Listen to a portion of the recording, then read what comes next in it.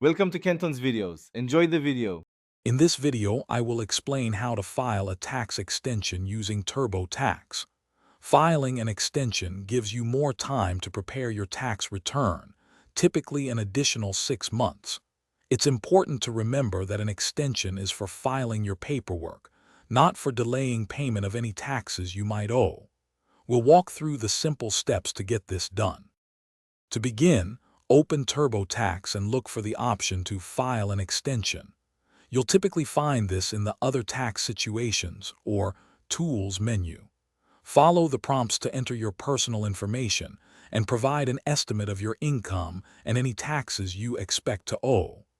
TurboTax will then help you prepare Form 4868. Remember, filing Form 4868 by the original deadline is crucial.